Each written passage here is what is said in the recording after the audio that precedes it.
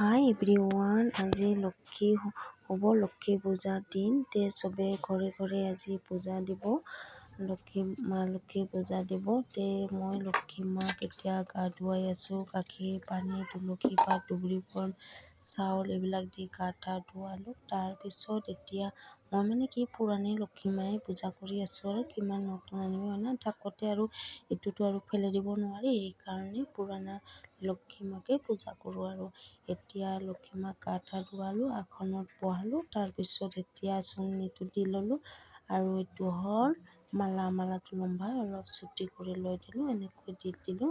তাৰপিছত এইটো হ'ল চৰণটো লক্ষী মাৰ, তাৰপিছত থৈ দিলোঁ, পিছত দি দিম। এতিয়া মানে হেৰিটো কিতাপখন বহাই দিলোঁ আৰু তামোল পানৰ পিছত দিম।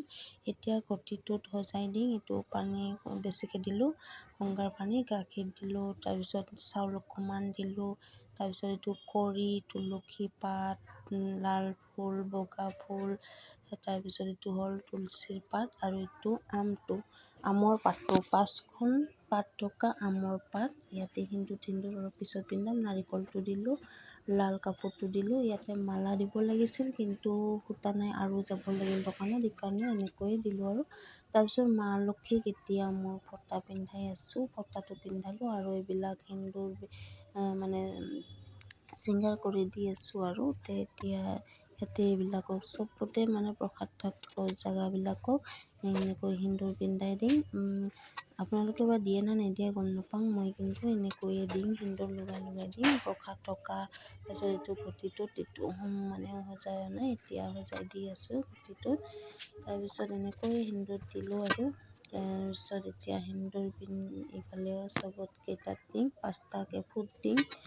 আৰু এতিয়া এইটো ঘটিটোত সজোৱা হৈ গ'ল। আৰু এইবাৰ এইটো চাউল দিলোঁ, বগা ফুল, লাল ফুল মানে জবা ফুল, দুবৰি বন, তুলসী পাত আৰু বেলৰ পাত দি ছিটিয়াই লৈ পূজাখিনি কৰোঁ। এইবাৰ পূজাটো কৰিলোঁ। এইবাৰ মা লক্ষীক ভালে ভালে ৰাখিব মা লক্ষী, এনেকৈ কৈ ভুল ভ্ৰান্তি হ'লে ক্ষমা কৰি দিব, কাৰণ আমি ইমান নাজানো পূজা দিব।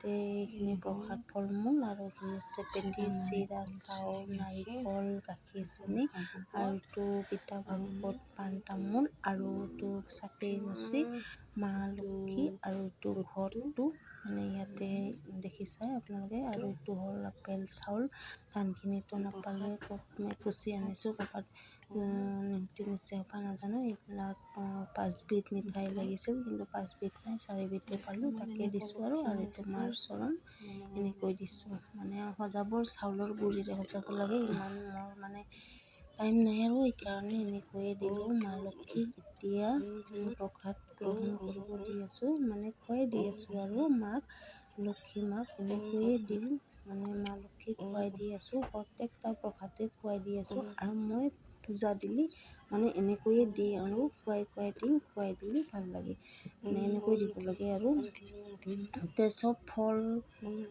তল চববিধে খুৱাই দি আছোঁ মা লক্ষীক, এনেকৈ দিব লাগে।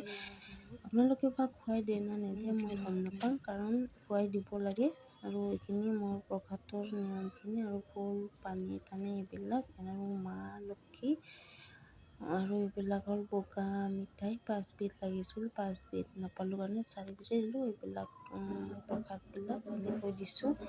তে মা লক্ষী মা লক্ষী নমঃ নমঃ নমঃ ওম। তে এনেকৈ পূজা দিলোঁ। আৰু কি কৰিবনো, পদুম ফুলটো ওপৰতে দিছোঁ, পাছত পাই দিলোঁ। পদুম ফুল এটা আনিছোঁ, পদুম ফুলটো এনেকৈ দিলোঁ। আৰু তে কি কৰিবি উপায় নাই, এনেকৈয়ে দিলোঁ। তে ভাল পালে লাইক কমেণ্ট শ্বেয়াৰ কৰিব নাপাহৰিব। ভিডিঅ' যদি ভাল পায় ভিডিঅ'টো তে চাতি আছে এনেকৈ দিছোঁ। এতিয়া মই পূজা দি থাকৰ সময়তে মানে ঢোল বজোৱা মানুহ আহিলে, এতিয়া ঢোল বজাই আছে।